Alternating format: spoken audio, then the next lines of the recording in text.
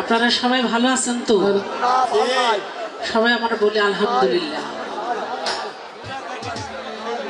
যে যে অবস্থায় থাকি না কেন সে অবস্থার উপরে দাঁড়িয়ে আল্লাহর দরবারে শুকরিয়া আদায় করতে হবে।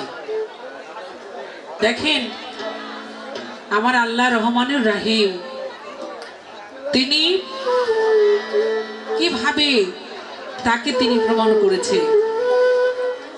আল্লাহর একজন নবী ছিল মুসা নবী, আপনারা জানেন। এই মুসার আরেকটা নাম ছিল ঠেটা, কথা ঠিক না? মানে আল্লাহর সাথে প্রত্যেক দিন হাজারটা সওয়াল করত, আল্লাহর সাথে ঠেটামি করত, কথা বলতো, জিজ্ঞাসা করত।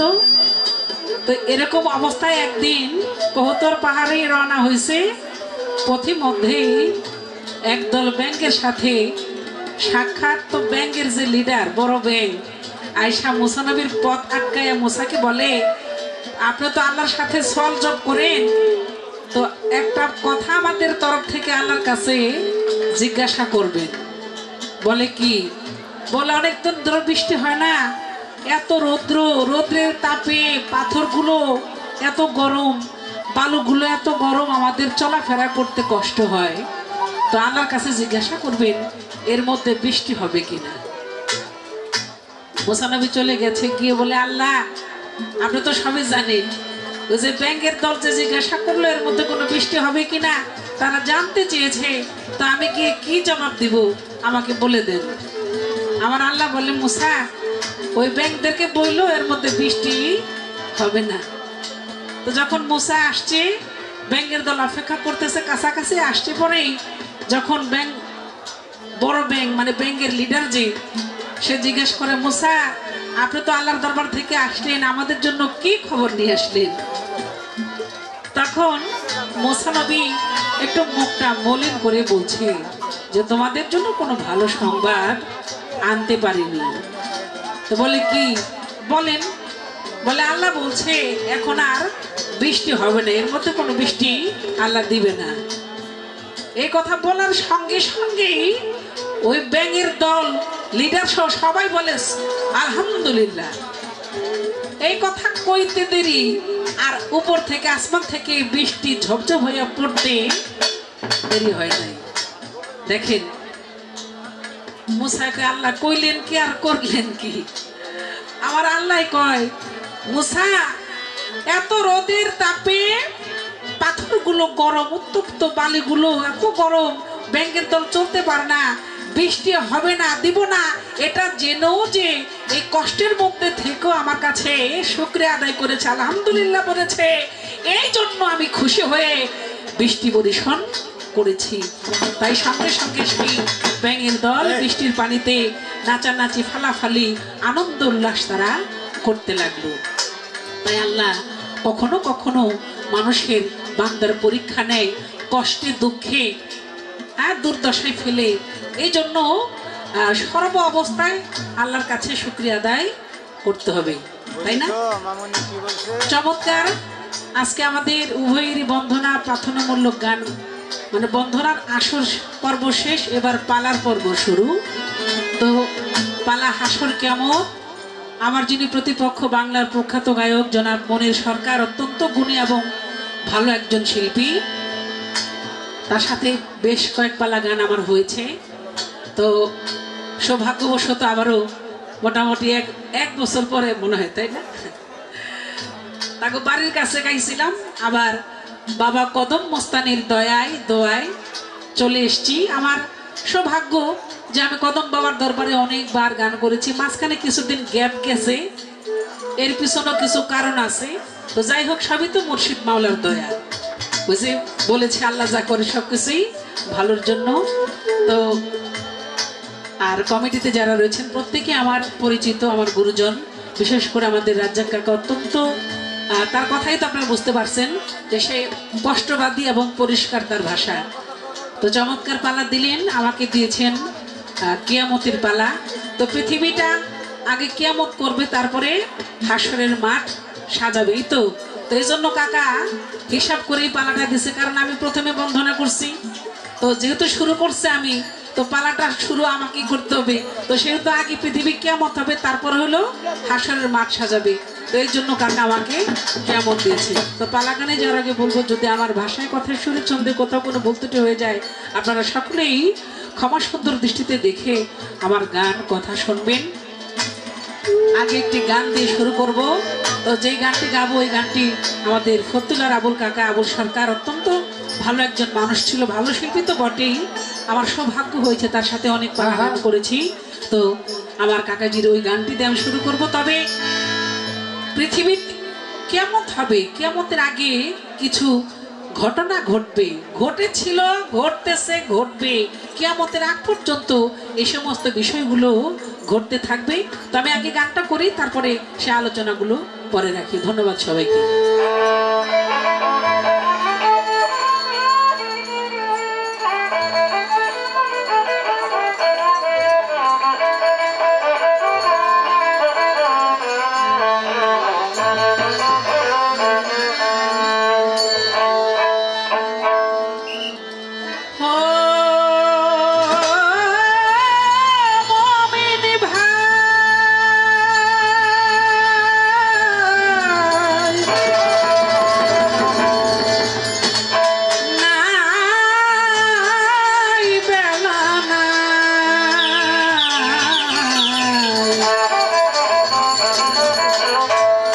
কিয়ামতের কাল এসেছে ও ভাই, আখেরে জামানা এসেছে।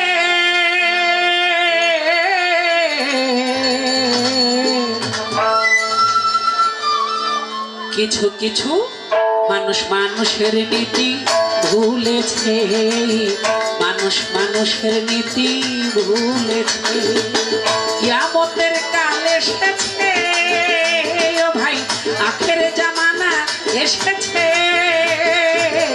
মানুষ মানুষের নীতি ভুলেছে, মানুষ মানুষের নীতি ভুলেছে।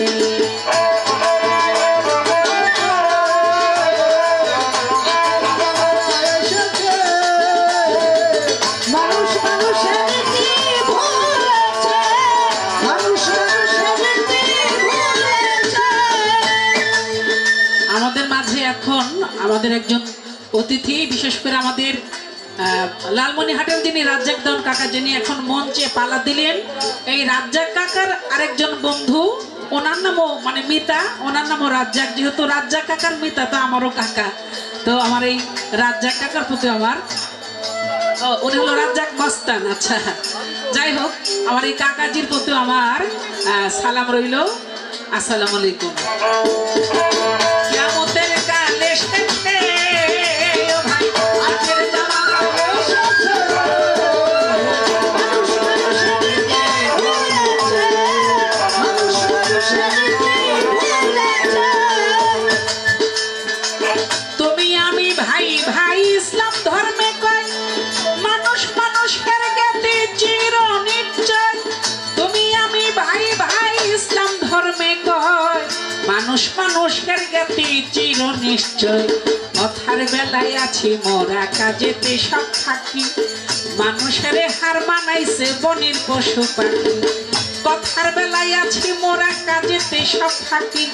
মানুষের হার মানাইছে বনের পশু পাখি। ভারতে দেখেছি আমি তেরে মেহেরবান, এই অমানুষের চেয়ে কুকুর অতি মহান। ভারতে দেখেছি আমি তেরে মেহেরবান, এই অমানুষের চেয়ে কুকুর অতি মহান। দেখেছি শুনেছি কত পড়েছি দ্বিগুণ, ভাই করেছে নিজের হাতে আপনা ভাইকে খুন। ও তাই লাগছে আগুন জ্বলছে, আগুন লাগছে আগুন জ্বলছে, আগুন লাগছে আগুন জ্বলছে, আগুন লাগছে আগুন জ্বলছে, আগুন আগুনের কথাই নবী বলেছে। মানুষ মানুষের নীতি ভুলেছে, মানুষ মানুষের নীতি ভুলেছে।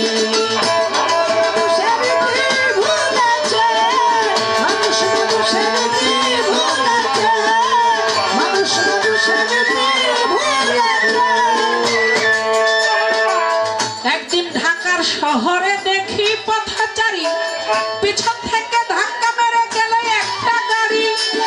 একদিন ঢাকার শহরে দেখি পথচারী, পিছন থেকে ধাক্কা মেরে গেল একটা গাড়ি, অ্যাক্সিডেন্টে পড়ে আছে দেখছে জনগণ, ধরেও ধরে না যেমন এক্সিবিশন। অ্যাক্সিডেন্টে পড়ে আছে দেখছে জনগণ, ধরেও ধরে না যেমন এক্সিবিশন। যদিও বা ধরে তারে নিল হাসপাতালে, কেউ আসবে কেউ আসবে না, কেউ বা পয়সা তোলে। যদিও বা ধরে তারে নিল হাসপাতালে, কেউ আসবে কেউ আসবে না, কেউ বা পয়সা তোলে। ইমার্জেন্সি নাই ভ্যাকেন্সি, সেন্সলেস রুগী, চিকিৎসার বিলম্বে হইল ডেড বডির ভাগী। ইমার্জেন্সি নাই ভ্যাকেন্সি, সেন্সলেস রুগী, চিকিৎসার বিলম্বে হইল ডেড বডির ভাগী। এরে এমনি কত শত রুগী, এমনি কত শত রুগী, এমনি কত শত রুগী অকাতরে মরেছে। মানুষ মানুষের নীতি ভুলেছে, মানুষ মানুষের নীতি ভুলেছে। কিয়ামতের কালে ভাই আখের জামানা এসেছে, মানুষ মানুষের নীতি ভুলেছে, মানুষ মানুষের নীতি ভুলেছে।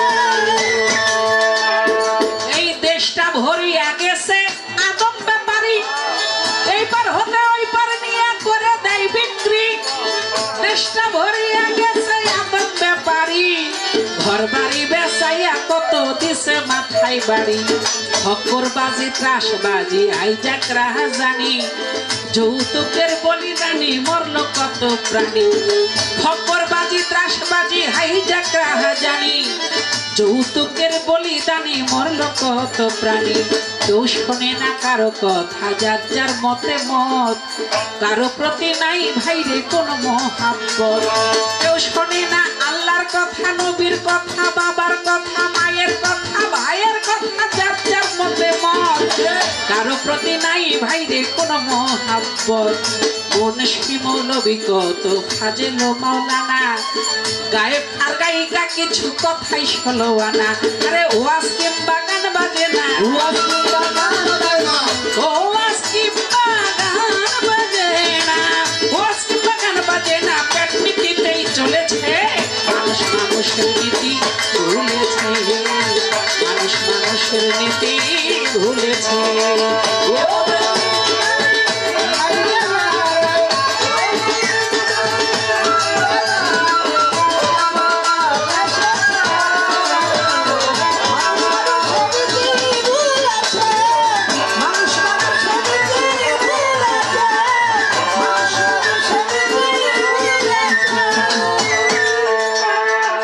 জনসংখ্যা বাড়লো কেবল, মানুষ বাড়লো না। শিক্ষার জামানায় মরা শিক্ষা পেলাম না।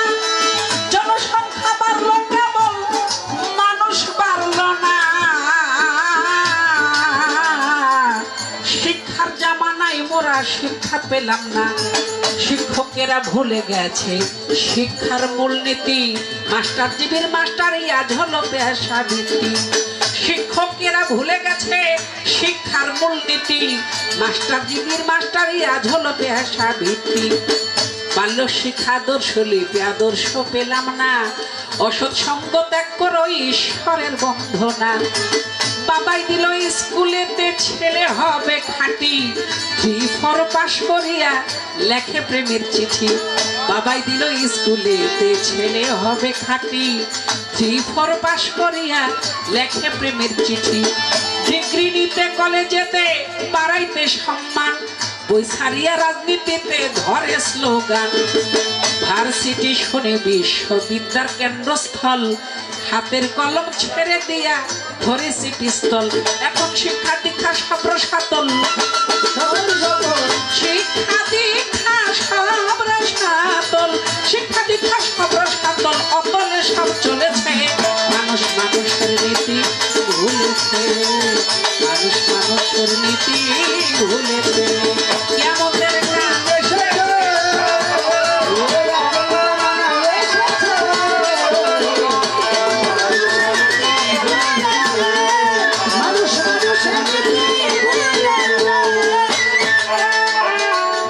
একদিন ঘটনা ক্রমে গেলাম আমি কোটে,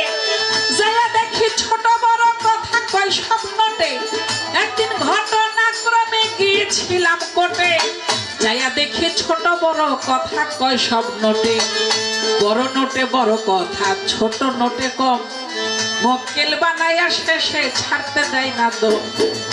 কথা ঠিক না বাবা? জাগো জীবনে এই সমস্ত ঘটনা ঘটছে তারা জানে। এই কোর্ট কাছারি থানা পুলিশ মামলা মোকদ্দমা কি যন্ত্রণা, এটা কই আর শেষ করুন যাইব না। কয় টাকা তো মোহরি উকিল পেশকার সবাই খায়, কোর্টের দুবাই বলো খায়, মানে এই লো অবস্থা। এটা বাস্তব জীবন থেকে, এটাই কিয়ামতের আলামত। একদিন ঘটনা ক্রমে গিয়েছিলাম কোর্টে, যাইয়া দেখি ছোট বড় কথা কই সব নোটে, বড় নোটে বড় টাকায় বড় কথা, ছোট টাকায় কম, মক্কেল বানাইয়া শেষে ছাড়তে দেয় না তো। ব্যাস দিয়া ধরে রাখে কোর্টেরও দুব্বাই, সুযোগ খুঁজে নোটে নিতে খাকি জুব্বাই, মোহরি মুক্তার হইতে উকিল পেশকার, ধারাবাহিক নোটে নিতে টেনেছে নাম্বার। হাইরে নাই নীতির আচার বিচার, ন্যায় নীতির আচার বিচার, ন্যায় নীতির আচার বিচার, আবুলে কয় উঠেছে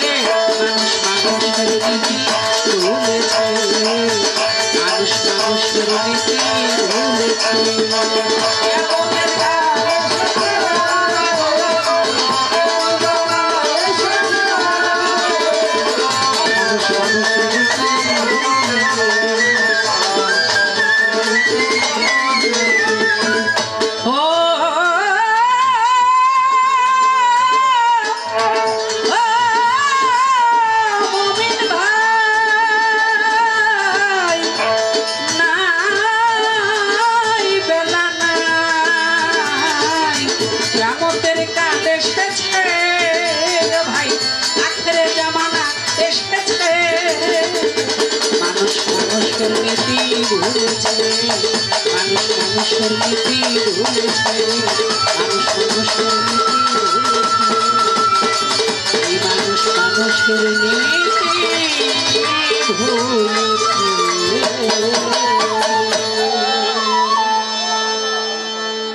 চেষ্টা করলাম আমার পালা থেকে একটি বাস্তববাদী গান গাইবার জন্য। তাই কিয়ামতের আলামত থেকে একমাত্র বাঁচার উপায় হলো মুর্শিদের দরবার, আমার কদম বাবার দরবার। যে ভক্ত কদম বাবার দরবারে আশ্রয় নিয়েছে, কদম বাবার পায়রবি করতেছে, কদম বাবার গোলামি করতেছে, একমাত্র কিয়ামতের আলামত তাকে পাবে না। আশেপাশে ঝড় তুফান সব হইব, সব তলায় যাইব, সব উড়ে যাইব, পুড়ে যাইব, সবকিছু হইব, কিন্তু যে কদম বাবার, যে মুর্শিদের পায়রবি করে, গোলামি করে, তারে কিয়ামতের আলামতে পায় না, পাইব না। তো এই জন্য আপনার নিরিখ ঠিক রাখতে হবে। বাবা মাদার তেরেসা বলছিল যে আগে তুমি নীরব হও, নীরবতা পালন করো, এরপরে তুমি সাধনা করো, এরপরে তুমি প্রেম করো। কার সাথে? স্রষ্টার সাথে। তাহলে স্রষ্টাকে সরাসরি তো পাওয়া যাবে না। পবিত্র কোরআনে বলছে যে তুমি ওসিলা গ্রহণ করো। তো আমরা যখন বাউলরা গুরু শিষ্য পালাগান করি, আমরা সূরা ফাতির 10 নম্বর আয়াতের কথা আমরা বলে থাকি, অনেক শিল্পীরাই বলে, পবিত্র কোরআনে আছে, আপনারাও পড়ে দেখবেন। আমার দয়াল নবীর হাতে যখন 12 জন প্রথমে মদিনা থেকে এসে আমার নবীর হাতে হাত দিয়ে কলেমা পড়লেন, লা ইলাহা ইল্লাল্লাহু মুহাম্মাদুর রাসূলুল্লাহ সাল্লাল্লাহু আলাইহি ওয়াসাল্লাম, আমার নবীর হাতে হাত দিয়ে তারা বায়াত হলেন, কলেমা পড়লেন, মুসলমান হলেন। আমার আল্লাহ বলে, হে নবী তাদেরকে বলেন ওই হাত আপনার নয়, ওই হাতের উপর আমি আল্লাহর হাত নিহিত ছিল। তাহলে নবীর হাতে হাত দিলে আল্লাহর হাতে ধরা হয়, আবার মুর্শিদের হাতে হাত দিল নবীর হাতে ধরা হয়। কথা ঠিক না বাবা? একটা ট্রেন ধরেন, আপনার সেই রেল স্টেশন থেকে ছাড়লো, 10টা বগি আছে কিন্তু ইঞ্জিন নাই, কোনো লাভ হবে? ইঞ্জিন যদি থাকে, ধরেন একটা আলুর বগি, একটা পটলের বগি, হ্যাঁ এইভাবে করে এই বিভিন্ন টমেটো বিভিন্ন জিনিস গেল, তার সাথে একটা ছাইয়ের বগিও আছে, আছে না? যদি ইঞ্জিন ঠিক থাকে তাহলে ওই ইঞ্জিনের সাথে যদি একটা ছাইয়ের বগিও দেওয়া যায় তাও কিন্তু এটা জায়গা মতো পৌঁছাইবে, কথা ঠিক কিনা? তাই আপনার দেহটা পচা গলা, আপনি অপরাধ করেছেন, অন্যায় করতে করতে একেবারে অন্যায়ের পাহাড় করছেন, তাতে কোনো সমস্যা নেই। যদি আপনার উপরে মুর্শিদ মাওলার দয়া থাকে তাহলে আপনি পার হয়ে যাবেন। কেমনে জানেন? ওই যে এক ব্যক্তি যাইতেছিল, বাবা পাগল মস্তনটা একটু ভাব ধরে থাকতে হবে। মুসা নবী আল্লাহ রেখো, আল্লাহ আমার আমলে সবচেয়ে পূর্ণ ব্যক্তিকে, যে পূর্ণ করেছে, অনেক নেক কামাই করছে, কয় দেখতে চাও? কয় হ্যাঁ। তারও দেখতে চাই। আবার আমার আমলে সবচেয়ে পাপী বান্দা, আমি তারও দেখতে চাই। তো কয় তুমি দেখবে, তো তুমি আগে কোনটা দেখতে চাও? কয় আগে দেখতে চাই সবচেয়ে পাপী, যে বেশি পাপ করছে তারে দেখতে চাই আগে, পরে দেখতে চাই সবচেয়ে কোন ব্যক্তি বেশি পুণ্য কামাই করছে। কয় একটু অপেক্ষা করো, তুমি যেখানে আসো এই পথ দিয়েই সেই ব্যক্তি যাবে। তো যাইতেছে, এক লোক প্রথমে দেখলো, মুসা নবী দেখিতে চিনছে যে এই লোকটাই পাপী। তো ওই লোক যাইতেছে, সাথে তার কোলে একটা বাচ্চা, বাচ্চার বয়স হবে 7-8। তো যাইতেছে, যাইতে যাইতে কিছু জঙ্গলের কাছে গেছে, সামনে বড় জঙ্গল। তো যাইতেছে, হঠাৎ করে ছেলে বলে, বাবা জঙ্গলটা এত বড়, তাহলে এর থেকে আর বড় কি আছে? বাবা বলে, বাবা এই জঙ্গলের থেকে বড় হইল পাহাড়, অনেক বড়, অনেক উঁচা। কয় তার থেকে কি বড়? কয় তার থেকে বড় হইল অনেক বড় সমুদ্র। এর থেকে বড় নাই? কয় আছে। কয় কি আছে? কয় এর থেকে বড় হইল আসমান। বলে এর থেকে বড় কি আছে? বলে বাবা দুই চোখের পানি ছেড়ে দিয়ে বলে, এর থেকে বড় পাপী হইলাম আমি। কয় এর থেকে বড় কে? কয় এর থেকে বড় হইল আমার আল্লাহ। আমার আল্লাহ যদি কোনো বান্দাকে ক্ষমা করে দেয়, যত বড় পাপী থাক না কেন, তার রহমতের পানিতে সেই পাপীর পাপ ধুয়ে মুছে পরিষ্কার হয়ে যায়। আমার আল্লাহর এক নাম রহমানুর রহিম। ছেলে আর বাবা কথা বলতে বলতে অনেক সময় চলে গেছে। আবার তার কর্ম শেষ করে যখন আবার বিকালবেলা একই রাস্তা দিয়ে যাইতেছে, ওই ব্যক্তিকে সর্বশেষ মুসা নবী দেখলো। তো দেখার পরে মুসা নবী ওই একটা লোক সকালে দেখলো, ভাবলে এই লোক পাপী, আবার বিকালে ওই লোকটারে দেখলো, সর্বশেষ সেই পুণ্যকারী, তার ভিতরে দ্বন্দ্ব লাগছে। আল্লাহর কাছে জিজ্ঞাসা করে, আল্লাহ তুমি না কইলা যে পাপী বান্দা সকালবেলা যারে দেখলাম সে পাপী, ঠিক আছে, তো সে আবার সবচেয়ে পুণ্যকারী কিভাবে হয়? বলে মুসা এই ঘটনা, ওই যে সবচেয়ে বড়, হ্যাঁ পাহাড় বড়, নদী বড়, সমুদ্র বড়, আসমান বড়, আমি পাপী বড়, আমার থেকে আমার মাওলার রহমত বড়। যখন আমার কোনো বান্দা আমার কাছে তার আবেগের কথা, হৃদয়ের কথা কাঁদতে কাঁদতে দুই চোখের পানি দিয়ে তার অন্তর, তার বুকটা ভিজায় ফেলে, তখন আমি আল্লাহ তার প্রতি রহমতের দৃষ্টি ফেলি। আর আমার রহমত যখন তার উপর নাজিল হয়, তখন আর তার কোনো পাপ থাকে না, সে পুণ্যকারী হয়ে যায়। তাই সকালে যদিও তাকে তুমি পাপী হিসাবেই দেখেছ, কিন্তু সে আমার রহমতের ছায়া তলে এসেছে, তাই সে সবচেয়ে পুণ্যকারী। তাই বাবা আল্লাহ হইল রহমানুর রাহিম, আল্লাহর কাছে কোনো কিছুর অভাব নাই, আমরা চাইতে জানি না, তাই না? তাই চাওয়ার একটা মাধ্যম হইল পীর মুর্শিদ। এখন তো নবীর যুগ নাই, নবীর যুগ আছে, এখন হলো বেলায়েতি যুগ। নবীর যুগের পরে হলো বেলায়েতি যুগ। তাই বেলায়েতি যুগে পীর মুর্শিদের মাধ্যমে আপনি নবীকে এবং আল্লাহকে খুশি করতে পারতে হবে। মুসলমান না হয়ে কেউ কবরবাসী হইও না, মুসলমান না হয়ে কেউ কবরবাসী হইও না। পবিত্র কোরআনে আল্লাহ করেছে ঘোষণা, মুসলমান হইতে হবে। এখন আপনার বাবা মুসলমান, আপনার মা মুসলমান, এই মা বাবার মিলন আপনি হয়েছেন, আপনি মুসলমান দাবি করতেছেন। আসলে মুসলমান হওয়ার শর্ত এটা না, আরেকটা। সেটা কি? আপনি একজন কাম কামেল পীরের কাছে, বাবা কদম মস্তানের মতো একজন মুর্শিদের কাছে যখন আপনি আত্মসমর্পণ করবেন, তার হাতে হাত দিয়া বায়াত হবেন, তার সাথে ওয়াদা করবেন, তখনই আপনি প্রকৃত মুসলমান হয়ে যাবেন। তাহলে আপনারা তো কোরআন মানেন না? কি মানেন কিনা? তাহলে কোরআন মানলে আপনাদের মুরিদ হইতে হবে। আল্লাহ বলছে কোরআনে ওসিলা গ্রহণ করার জন্য। তাহলে আল্লাহকে পাইতে হলে আল্লাহ বলেছে তোমরা আমার তাবেদারি করো, আমার রসুলের তাবেদারি করো, আমার ওলি আল্লাহর পায়রবি তাবেদারি করো। তাহলে এই দুনিয়াতে আসলেন বাবা, এই যে আমরা মানুষ, তাই না? আসলে কি সবে আমরা মানুষ হতে পেরেছি? কবি জালালউদ্দিন খান একটি গানের কথাই বলেছে, ওরে শুধু হাত পা নিয়ে জন্ম নিলেই মানুষ বলে, কয় না করে মানুষ হইতে কয়জন পারে? কথাটা ঠিক না বাবা? তাহলে দেখতে মানুষের মতো হলেও কিন্তু সবাই মানুষ আমরা হতে পারিনি। তবে আমাদের বাসনা তো আছে, আমরা যেন মানুষ হয়েই দুনিয়া থেকে বিদায় নিতে পারি। তাই একজন মানুষ হতে চাইলে আরেকজন জ্ঞানী মানুষের সঙ্গ করো, যেই মানুষের সাথে ওই পরম সত্তা, পরমাত্মা, পরম ঈশ্বরের সাথে সম্পর্ক হয়েছে।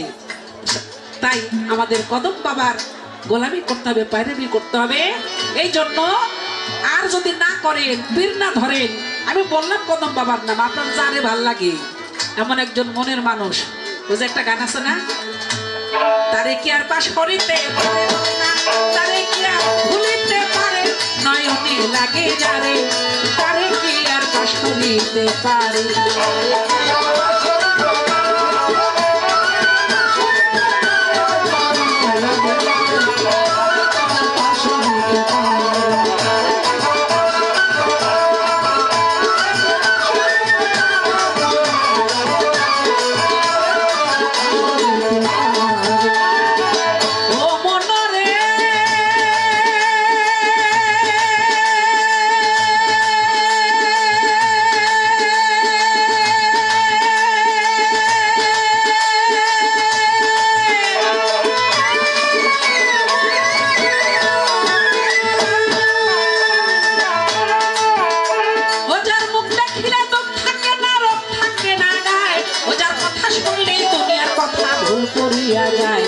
ওজার মুখ দেখিলে দুঃখ সারে রে, ওরে মনোরোগ থাকে না গায়, কথা শুনলে দুনিয়ার কথা ভুল করিয়া যায়। এমন একজন ভাবে মানুষ পাইলে সংসারে, এমন একজন কদম বাবা পাইলে সংসারে, পাইলে সংসারে, এমন একজন মাই ভান্ডারি পাইলে সংসারে, পাইলে সংসারে, এমন একজন চান মস্তান পাইলে সংসারে, আরে পাইলে সংসারে, আরে এমন একজন রশিদ মস্তান পাইলে সংসারে, ওরে পাইলে সংসারে, এমন একজন রশিদ বাবা পাইলে সংসারে, ওরে পাইলে সংসারে। তোমার জীবন যৌবন বেকাইও, জীবন যৌবন তোমার জীবন যৌবন বেকাইও, তার চরণের উপরে নয়ন লাগে যারে, তার কি আকাশ করিতে পারে।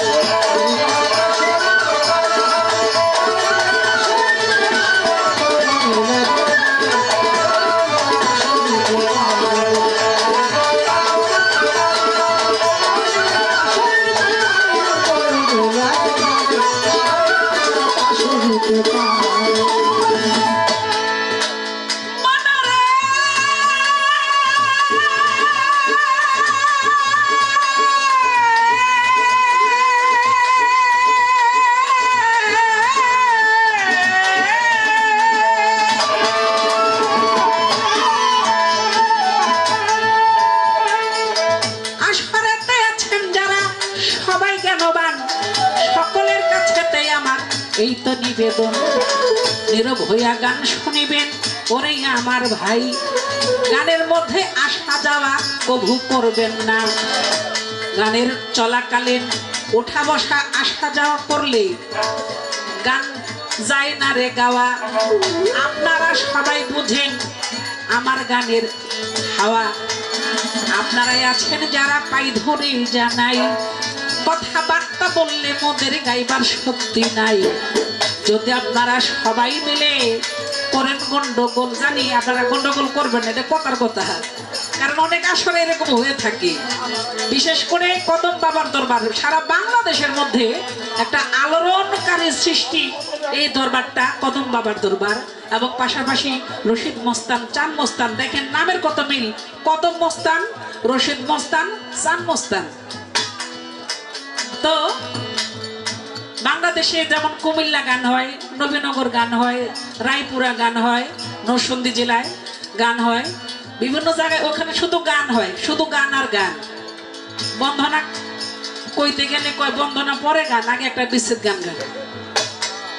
হ্যাঁ, পীর মুর্শিদের কথা বলতে গেলে থুর ধন তো শুনছি, একটা বিচ্ছেদ গান গান। কি কি বিচ্ছেদ জানেননি?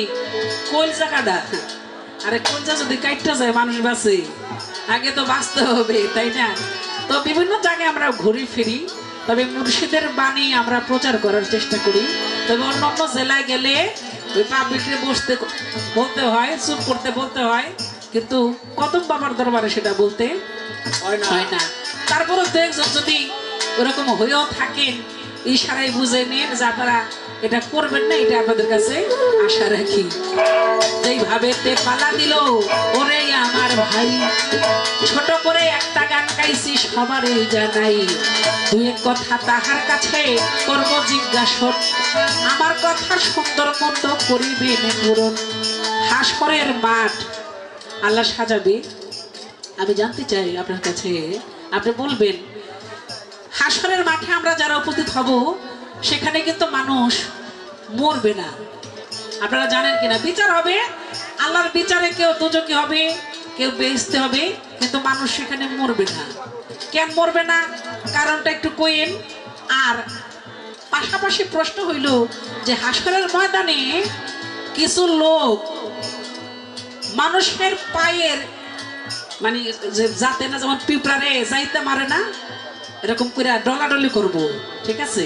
আমি জানতে চাই যে মানুষের পায়ের তলে তারা পদধূলিত হবে। আমি জানতে চাই তারা কারা, তারা দুনিয়াতে কি কর্ম করেছিল।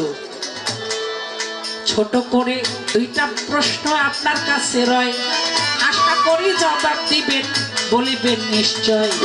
এই তো আমার রয় জিজ্ঞাসা, এই তো আমার রয় জিজ্ঞাসা, ইহার বেশি নারে তাই লাগে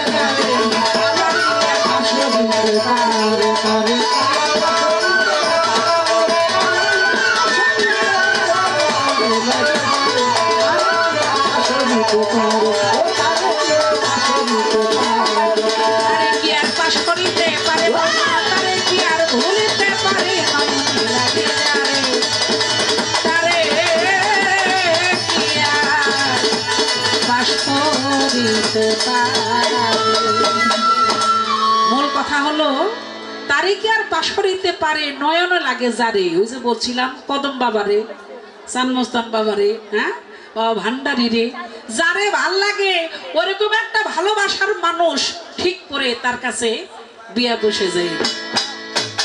এখন দিতে পারে, চরণে অর্পণ করতে পারে, বিয়া বইতে পারে। এই বিয়া মরার পরেও ছুটবে না। ইহকাল পরকাল একেবারে বন্ধনটা একেবারে এমন ভাবে থাকবে শক্ত হইয়া।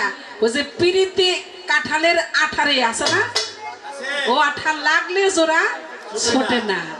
এই জন্য হইলো পিড়িত ওরকম করতে হবে, একজন মুর্শিদ দেখে বিয়ে বসতে হবে, তাহলেই জীবন ধন্য হয়ে যাবে। না হইলে এইবারের আসা যাও এই খ্যাপটাই মাইর যাইব, বুঝেন নাই? এই যে দুনিয়াতে আসলেন, খাইলেন আর ঘুমাইলেন, এই পোলাপান জন্ম দিলেন, বিয়া করলেন, বউলে ঘুমাইলেন, এই পর্যন্তই শেষ।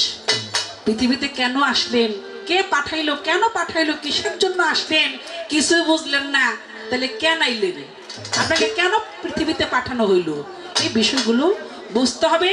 আর বোঝার জন্য একজন কামিল পীর, আমার কদম বাবার মতো একজন মুর্শিদের হাতে হাত দিয়ে মুরিদ হতে হবে, বায়াত হতে হবে।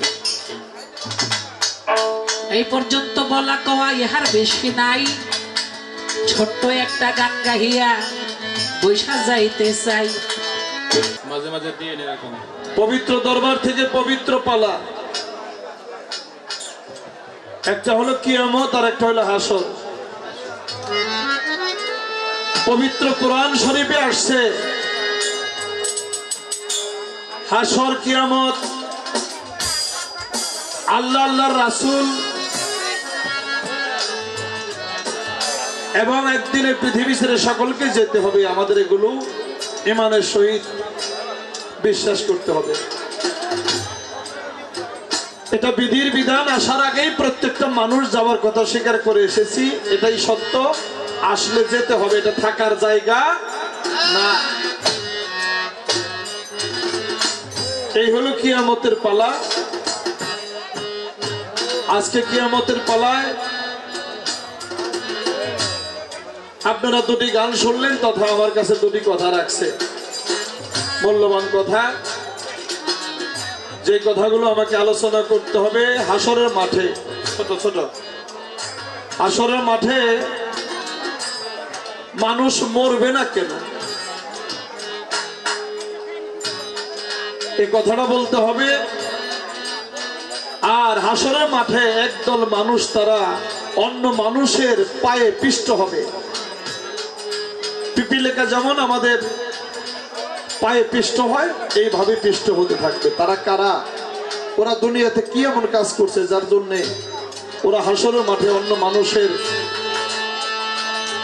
পায়ের নিচে থাকবে, অন্য মানুষেরা তাকে পা দিয়ে পাড়াইতে থাকবে, অন্য মানুষের পায়ে পিষ্ট হতে থাকবে।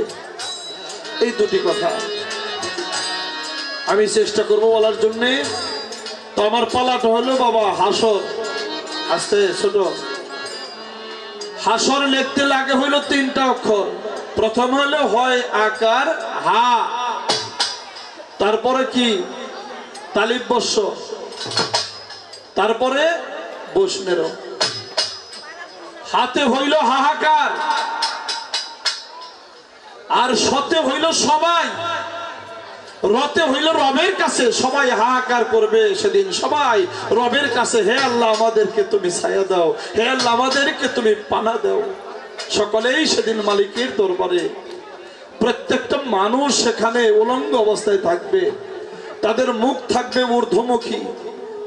আল্লাহ তাআলা কিছুক্ষণের জন্য তাদের বাক শক্তি বন্ধ করে দিবে।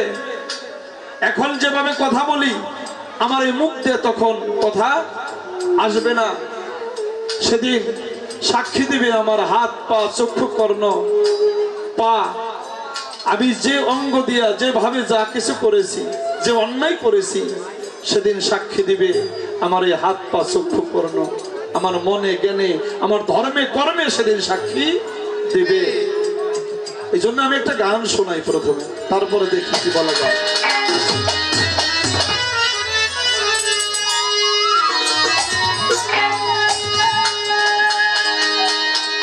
যে মানুষটা ঢাকায় ছিল, দয়াল বাবা রশিদ মাস্তান বাবা জানের একনিষ্ঠ গোলাম, আমার রাজ্জাক বাজার। উনি এটা ভালোবাসার টানে, আমি শেফালি সরকার এবং আমার রাজ্জাক দাদা যান তিনজনেই কথা বলছি আসার জন্যে।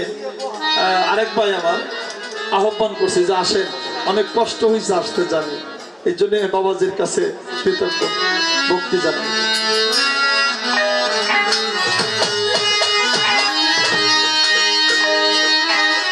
মানুষের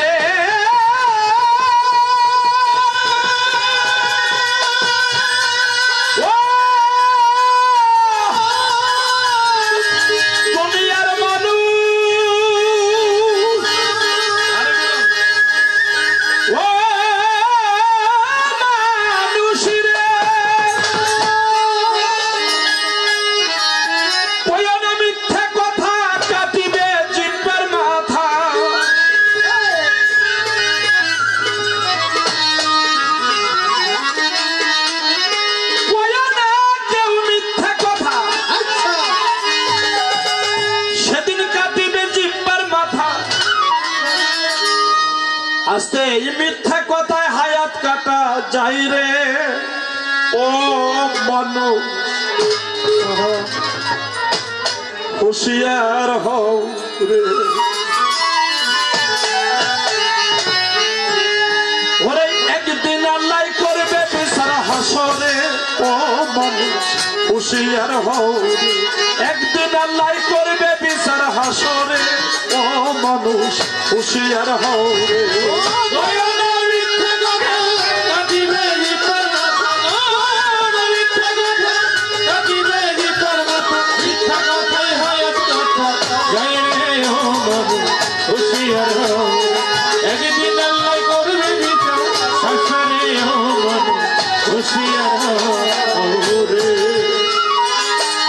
তোমার হাতে দিবে কয়া মানুষ হাতে দিবে কয়া সে হাত দিয়া পরের বস্তু লইছরে কারিয়া হাতে দিবে কয়া তোমার হাতে দিবে কয়া সে হাত দিয়া পরের বস্তু লইছরে ধরিয়া পায়ে দিবে কয়া মানুষ পায়ে দিবে কয়া যে পাও দিয়া কুরাস্তাতে গিয়াছ হাতিয়া হাতে দিবে কয়া তোমার হাতে দিবে কয়া যে হাত দিয়া পরের বস্তু লইছরে কারিয়া পায়ে দিবে কয়া মানুষ পায়ে দিবে কয়া যে পাও দিয়া কুরাস্তাতে আইছরে হাতিয়া তোমার হাতের সাক্ষী হাতে দিবে পায়ের সাক্ষী পায়ে দিবে হাতের সাক্ষী হাতে দিবে পায়ের সাক্ষী পায়ে দিবে হাতের সাক্ষী হাতে দিবে পায়ের সাক্ষী পায়ে দিবে যার যে সাক্ষী সেদিন দিবে রে ও মানুষ হুঁশিয়ার হও একদিন আল্লাহ করবে বিচার হাসরে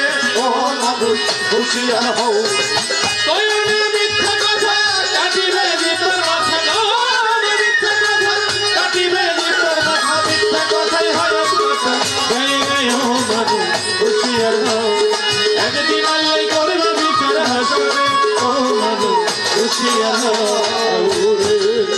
তোমার চোখে দিবে কয়া মানুষ চোখে দিবে কয়া সে চোখ দিয়া কু জিনিস দেখছরে চাহিয়া চোখে দিবে কয়া মানুষ চোখে দিবে কয়া সে চোখ দিয়া দেখছরে চাহিয়া কর্ণে দিবে কয়া মানুষ কর্ণে দিবে কয়া সে কান দিয়া কু কথা লইছরে শুনিয়া তোমার চোখে দিবে কয়া মানুষ চোখে দিবে কয়া সে চোখ দিয়া কু জিনিস দেখছরে চাহিয়া কর্ণে দিবে কয়া মানুষ কর্ণে দিবে কয়া সে কান দিয়া কু কথা লইছরে শুনিয়া তোমার চোখের সাক্ষী চোখে দিবে কর্ণের সাক্ষী কর্ণে দিবে চোখের সাক্ষী চোখে দিবে কর্ণের সাক্ষী কর্ণে দিবে চোখের সাক্ষী চোখে দিবে কর্ণের সাক্ষী কর্ণে দিবে যার যে সাক্ষী সেদিন দিবে রে ও মানুষ হুঁশিয়ার হও একদিন আল্লাহ করবে বিচার হাসরে ও মানুষ হুঁশিয়ার হও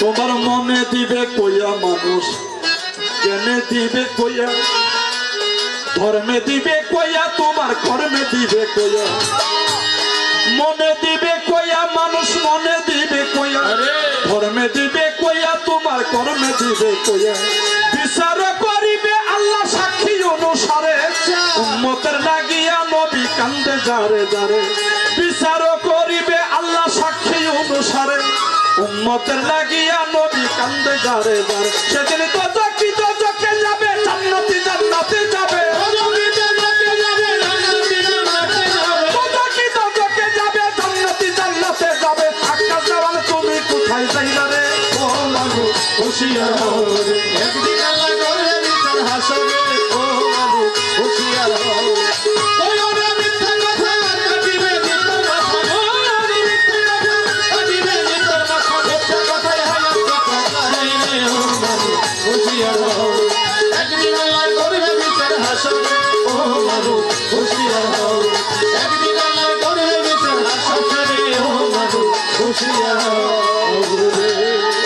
সাবধান দুনিয়ার মানুষ বিচার তো নিজের মধ্যে সাধক গান লেখছে হিসাব করিয়া যেজন চলে আখেরে নিবে না হিসাব আল্লাহর কোরআনে তাই বলে তাই যদি বিচারের সম্মুখীন হওয়ার আগে যদি নিজে বিচার হয়ে যায় যদি আমি ইনসানে কামেলে পৌঁছে যাই আমার ইনসাফ সই হয়ে যায় বেইনসাফি কাজ আমাকে দিয়ে আর হবে না, তাহলে তার সেই বিচারের দিন এত চিন্তা চেতনা থাকবে না। এই জন্য হিসাবটা হলো নিজের কাছে। পৃথিবীর মুখে সবচেয়ে বড় আদালত হলো বিবেক আদালত। কি বাবাজিরা, দেখতে মানুষের মতো সবাই, অথচ রাস্তা দিয়ে হাঁটতেছি, মুরব্বী মানুষ যাইতেছে, পিছন থেকে ধাক্কা দিয়ে মুরব্বীকে ফেলে দিয়ে আমি আমার নিজের স্বার্থের জন্য, কাজের জন্য আমি চলে যাইতেছি। মুরব্বী মানুষটা উঠে দাঁড়াই, এখান থেকে মানুষ গেল না জানোয়ার গেল? বলে বলে আমার দেখতে কিন্তু মানুষের মতো দেখা যায়, আমার আকৃতি মানুষের, কিন্তু আমার ভিতরে নফস আম্বারা জাগ্রত হয়ে গেছে। পশুর যে ব্যবহার, পশুর যে কর্মকাণ্ড, আখলাক চরিত্র, সেটা আমার মধ্যে। এই জন্য আমাকে মানুষ জানোয়ার বলে গালি দেয়, পশু বলে গালি দেয়। কেন? আমি তো আশরাফুল মাখলুকাত, শ্রেষ্ঠ পোশাক পেয়েছি আমি। আমার এই পোশাকটা হলো শ্রেষ্ঠ পোশাক পৃথিবীতে। সাইজি লালনে বলছে, দেব দেবতারা বাসনা যে জন্ম নিতে এই মানবে, দেব দেবতারাও ভাষণা করছে মালিকের কাছে যে আমাদেরকে মানব খুলে জন্ম দেওয়া হোক। এই জন্মটা খুব দুর্লভ জন্ম, খুব দামি জন্ম। তাই রাধাবল্লভ সরকার বলছে, কোটি জন্ম সাধন করে পেয়েছি আমি এই বাসা। আশা ছিল বাসায় বসে আমার কদম বাবার সাথে করব ভালোবাসা। এখন আমার জীবন সন্ধ্যা ঘনিয়ে এলো, কেউ নাই আমার পাশে। এখন সন্ধ্যাবেলায় বলি, কদম চান তুমি দয়াল, দয়া করে নিও তোমার দেশে। আমি আর কতকাল থাকবো এই বিদেশে? এই জন্য হিসাব বিচার হলো নিজের বিবেক আদালতে করতে হবে। বাবারে, হাসর কিয়ামত পালা করি, আমরা অনেক রূপক কথা বলি, কিন্তু ক্লাস 4-এ পড়ছি, কোথায় স্বর্গ কোথায় নরক কে বলে তা বহুদূর। এই মানুষের মাঝে স্বর্গ নরক, মানুষেতেই সরাসর। তাহলে মানুষেই স্বর্গ মানে জান্নাত, মানুষের মধ্যেই হলো নরক, সেটা হলো জাহান্নাম। এখানেই বিচার হয়। বুঝি না, তাই বুঝি না, খালি ভয় দেখায় যে মাটি দিলেই ফেরেশতা দুইজন আইসা, মান রাব্বুকা, তোমার রবকে, মান নাবিয়াকা, নবীকে, মান দিনুকা, তোমার দিন কি? তিনটা প্রশ্ন। এই তিনটা বিষয়কে যে নিজের মধ্যে ধারণ করছে, লালন করছে, চিনছে, রবকে, নবী কি এবং দিন যে চিনছে, হ্যাঁ, তার হিসাব বরাবর, তার এত চিন্তা চেতনা নাই। ওরে সকাল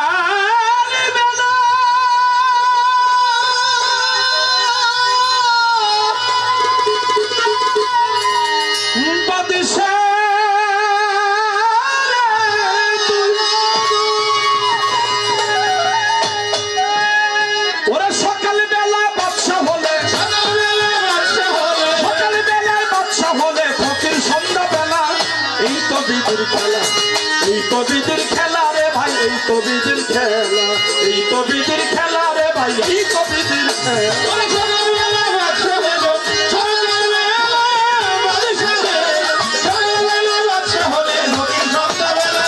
এই তো নদীর খেলা, এই তো বিধির খেলা রে ভাই, এই তো বিধির খেলা, এই তো বিধির খেলা রে ভাই, এই তো বিধির খেলা। আমি সকাল বেলায় বাচ্চা ছিলাম মায়ের কুলে, মায়ে আমায় দুগ্ধ দিত আমার ক্ষুধা পাইলে। আমি সকাল বেলায় বাচ্চা ছিলাম মায়ের কুলে, মায়ে আমায় দুগ্ধ দিত আমার ক্ষুধা পাইলে। ওরে দুপুর বেলায় যৌবন এসে, দুপুর বেলায় যৌবন এসে মারলো কামের খেলা। এই তো বিধির খেলা, এই তো বিধির খেলা রে ভাই, এই তো বিধির খেলা।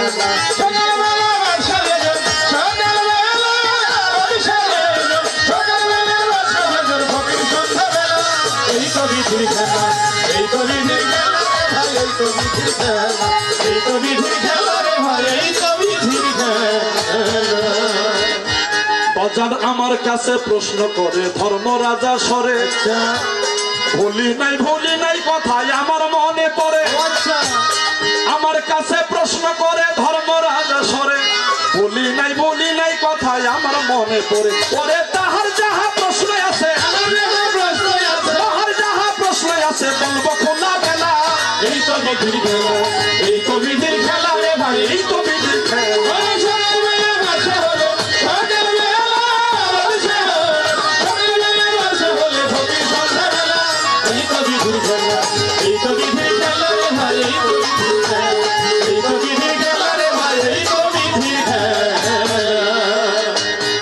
হাসরের মাঠে মানুষ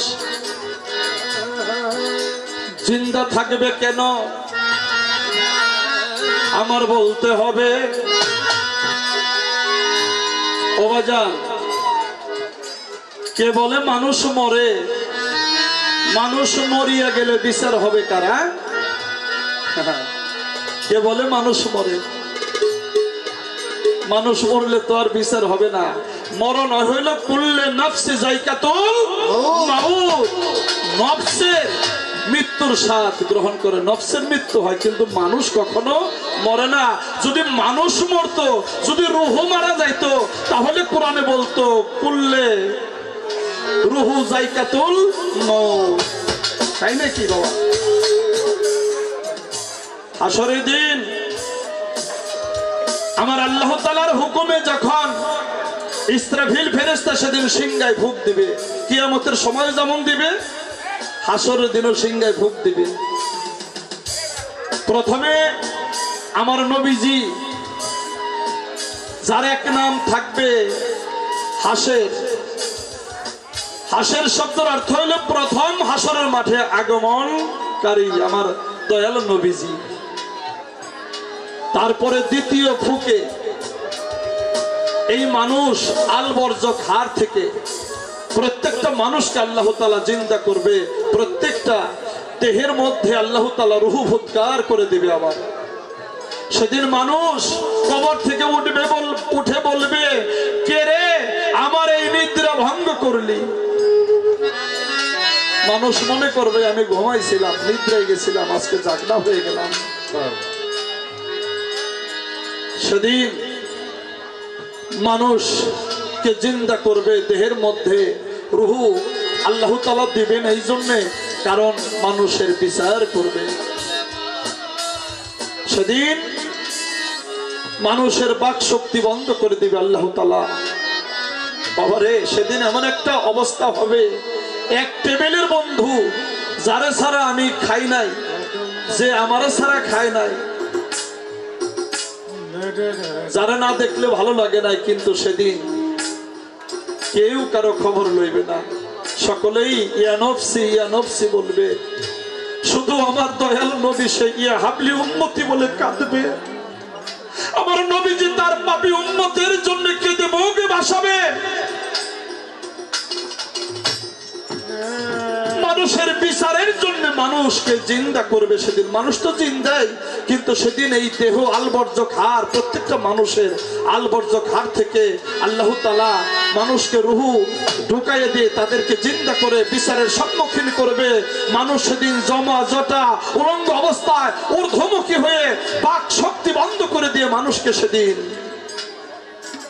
দাঁড় করাবে। যার যার চিন্তায় সে ব্যবহার থাকবে, আর তার এই মুখে এই হাতে সাক্ষী দিবে যে আমাকে দিয়ে ওই যে অমুকের বাড়ির ডাব নারিকেল চুরি করছে, আমার এই হাত দিয়ে ও ছিঁড়ে আনছে, আমার এই হাত দিয়ে এতিমের মাল লুট করছে, আমার এই হাত দিয়ে ঘুষের টাকা গুনছে। এই হাতে কয়ে দিব সেদিন। এই পায়ে বলে দিবে যে আমাকে দিয়ে হাইটা হাইটা এই অন্যায় কাজগুলো করছে। সেদিন এই অঙ্গ প্রত্যঙ্গে সাক্ষী দিবে। তাই বাবা, মানুষ মরবে না, মানুষকে জিন্দা করবে, আল্লাহ জিন্দা রাখবে এই একটা কারণে। আর কিছু সংখ্যক লোক তারা অন্য মানুষের পায়ে পিষ্ট হবে। আমি একটা রাবিতে পেয়েছি মরণের আগেও পরে 190 পৃষ্ঠার মধ্যে পড়ে দেখলাম, সেখানে বলছে পৃথিবীর বুকে যারা মা এবং বাবার সাথে দুর্ব্যবহার করেছে, খারাপ ব্যবহার করেছে, তারা হাসরের মাঠে ল্যাংড়া অতুর হইয়া উঠবে। পৃথিবীর বুকে যারা মায়ের সাথে বাবার সাথে দুর্ব্যবহার করেছে, খারাপ ব্যবহার করেছে, ওই মানুষগুলো হাসরের মাঠে তারা ল্যাংড়া আতর হয়ে হাসরের মাঠে উঠবে। তারা আল্লাহর দিকে যাইতে থাকবে, কিন্তু তারা ওই যে ল্যাংড়া আতর, এরা মানুষের ধাক্কা খেয়ে এরা নিচে পড়ে যাবে, আর অন্যান্য মানুষেরা তাদেরকে পিষ্ট করতে থাকবে, মানে পা দিয়ে পাড়াইতে থাকবে। হাসরের মাঠের পরিণতি এমন হবে, পৃথিবীতে যারা চুগলখড়ি করলো, যারা গীবত করলো, হাসরের মাঠে তার এক একটা মানুষের দাঁত হবে 70 হাত করে লম্বা। খবরদার বাবা, সময় নাই বেশি, খুব বেশি সময় নাই। কারো সকালেই সন্ধ্যা হয়ে যায়, কারো দুপুরেই সন্ধ্যা হয়ে যায়, কারণ মা রেখে কারো সন্তান নিয়ে যায়, যায় কিনা বলেন? বড় ভাই রেখে ছোট ভাইকে আল্লাহ তাআলা ডাক দিয়ে নিয়ে যায়। বাহাদুরি করব যে আমার বয়স কম, আমি আর অনেকদিন বাঁচবো না, এই জন্য সময় নাই। আসেন আমরা মানুষ হই, মানুষের দরজাটা অনেক উপরে, মানুষ হওয়ার চেষ্টা করি। আমার যিনি আজকে সাথে শিল্পী শেফালী সরকার অত্যন্ত ভালো ভালো কিছু হাদিসের কথা আমাদেরকে শোনাইলেন। একজন পাপী ব্যক্তি, সে সকালবেলায় দুনিয়ার সবচেয়ে বেশি পাপী, আর সন্ধ্যাবেলায় সে লোকটা হয়ে গেল পৃথিবীর মধ্যে নেককার। কি করে সম্ভব? ওই লোকটা পাপ করছে ঠিক আছে, কিন্তু অবশেষে বুঝতে পারছে যে আমার পাপের চেয়েও আল্লাহর রহমতের দরজাটা এত বড়।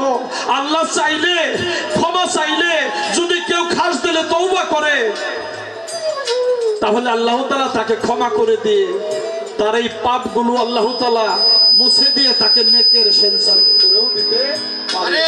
এই ব্যবস্থা করে হাত দিয়ে সান্তা নষ্ট করে ফেলেন না, হাত দেন না ভাইজান, হাত দেন না। আরে মাঝখানে ডিস্টার্ব হলে কথা বলে যায়, কারণ কথাগুলো তো মুখস্থ কথা না, এই কথাগুলো হলো একটা থিমসের উপরে। একটা শিল্পী যখন মঞ্চে দাঁড়ায়, সে তখন শুধু শিল্পী থাকে না, অন্য একটা হালাতে, অন্য একটা জায়গায় সে পৌঁছে যায়।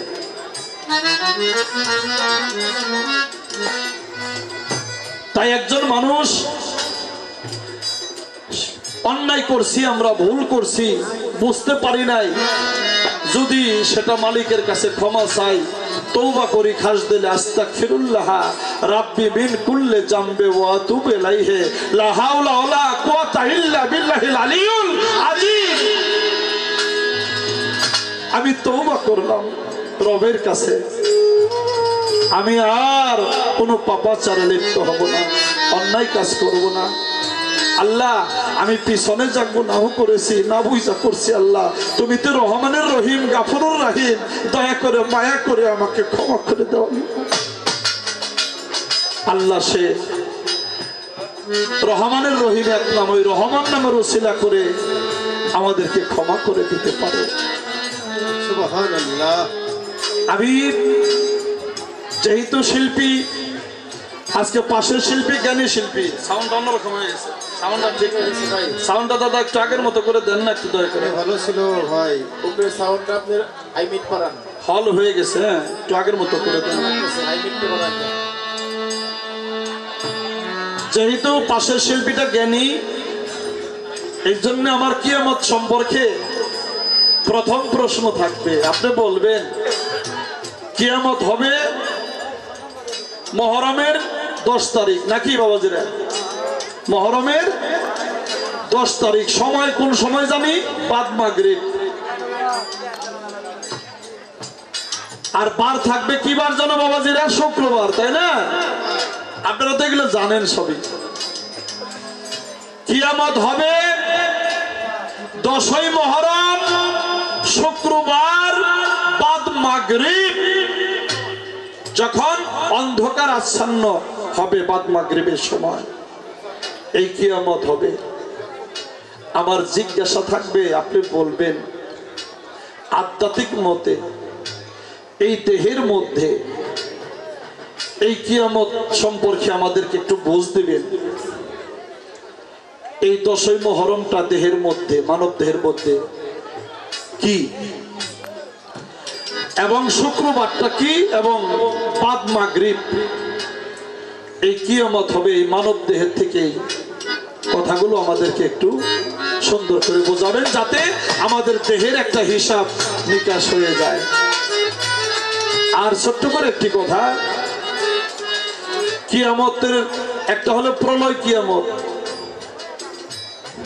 আর একটা হইলো রোজ কিয়ামত, আর একটা হইলো কাল কিয়ামত। এই পৃথিবী সৃষ্টির আগে একবার একটা কিয়ামত হয়েছিল। কোন গোডাউনে কোন মাল রাখতে হবে এটা একটা আন্দাজ তো আছে আমাকে, নাকি? এই পৃথিবী সৃষ্টির আগে একটা কিয়ামত হয়েছিল। আপনি সেই কিয়ামতের কথাটা আমাদেরকে সুন্দর করে বোঝায় বলবেন। ওরে এই তো তাহার কথা ছিল, এই তো তাহার কথা ছিল, সকলই তো বলা হলো, হইল ভোলা মেলা, এই তো নদীর খেলা, এই তো নদীর খেলা রে ভাই, এই তো নদীর খেলা। সকালবেলা বাচ্চা হলে, সকালবেলা বাচ্চা হলে, সকালবেলা বাচ্চা হলে, ভোরের সন্ধ্যাবেলা, এই তো নদীর খেলা, এই তো নদীর খেলা রে ভাই, এই তো নদীর খেলা, এই তো নদীর খেলা রে ভাই, এই তো নদীর খেলা।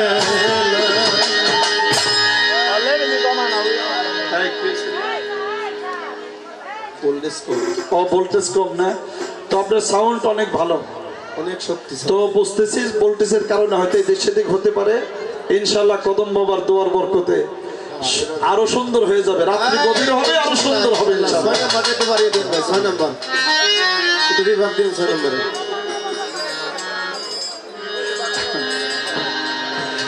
একটা গান আমাদের শোনাইলেন, আমার রশিদ দাদার গান।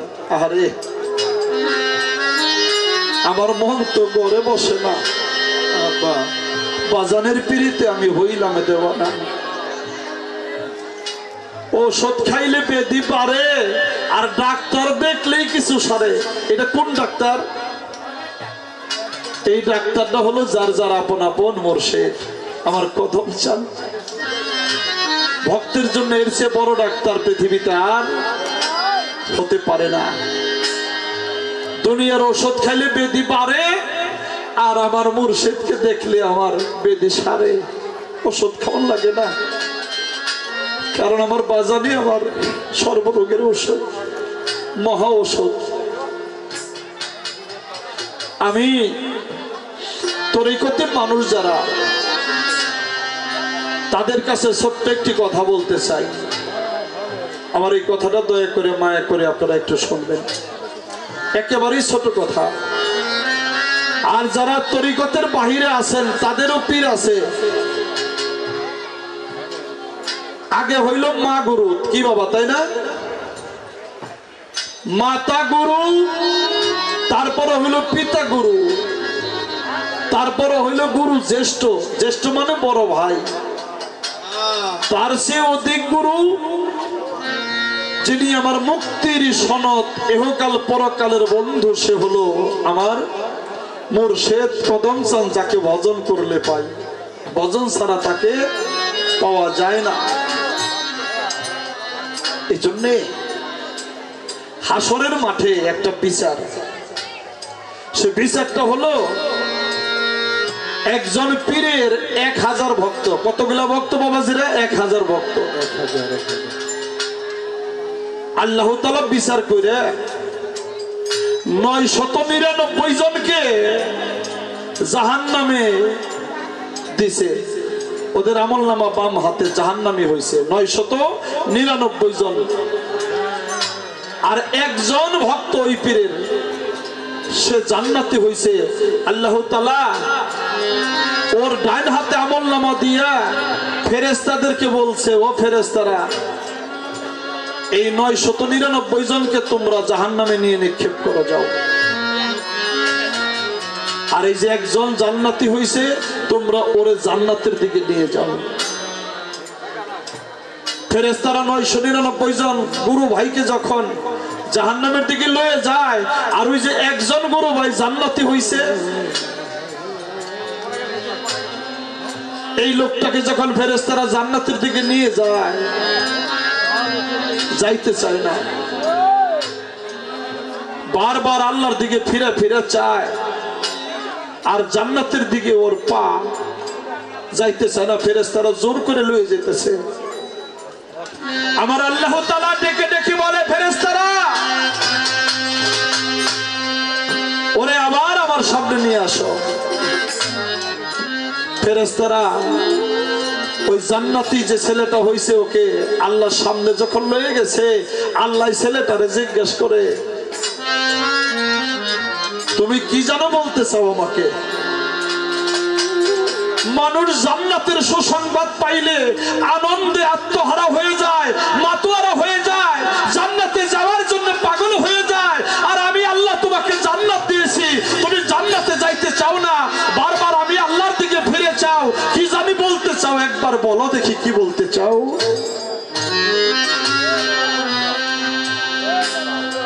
ছেলেটা দুইটা চোখের পানি ছেড়ে দিছে, আল্লাহ আমি তোমার ওই জান্নাত চাই না। আল্লাহ তাআলা অবাক হয়ে গেছে, কেন? কয় আমরা 1000 গুরু ভাই একই পীরের হাতে হাত দিয়ে আমরা বায়াত হইছিলাম। পৃথিবীতে যতদিন ছিলাম আমরা গুরু ভাই একে অপরের পরিপূরক হয়ে আমাদের সাথে একটা সম্পর্ক, তরিকার ভাইয়ের একটা বন্ধন,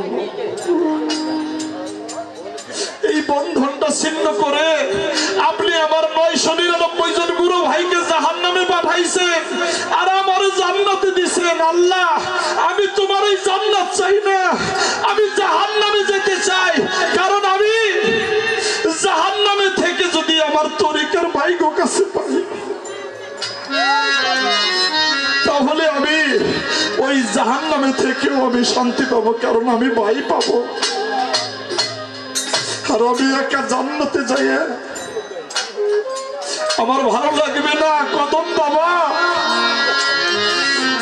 আমার ভেস্তে যাইয়া কি ফল হবে? আমি থাকি যদি একা,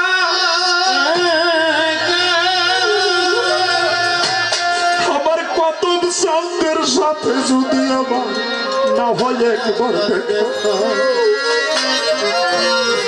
আমি কেমনে থাকি পরে কেমনে থাকি। সবাই দেখছে হাদিস রে কুরআন দয়াল, কদম সাহাবী দেখছি তোরে, ওরে তোমারে পাইলে আমার সকল দুঃখ সারে। তরিকার ভাই গলার মালা, তরিকার ভাই গলার মালা, বুকে লইয়া জুড়াই জ্বালা, তরিকার ভাই গলার মালা, তরিকার ভাই গলার মালা। কদম সন্দের ভক্ত যারা রে, আইরে বুকে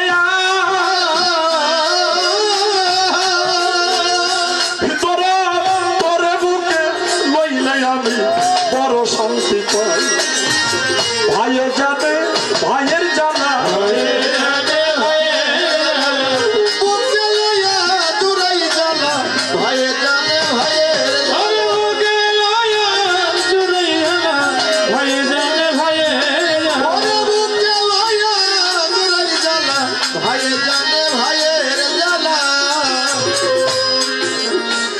যে রোগ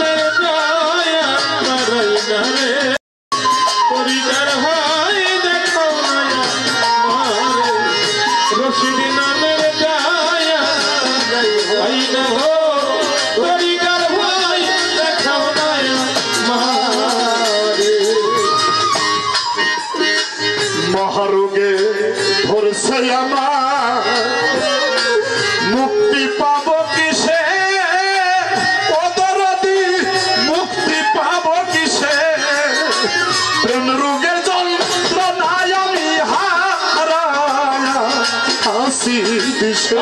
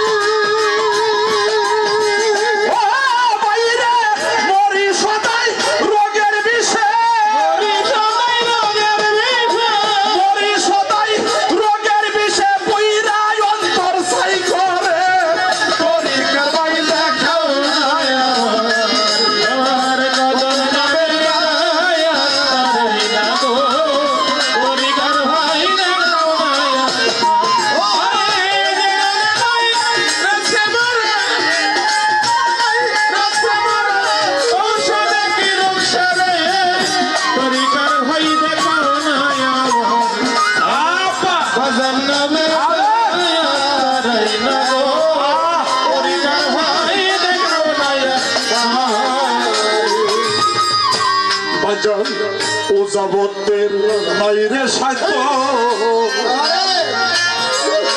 কৃষ্ণ মারিতে পারে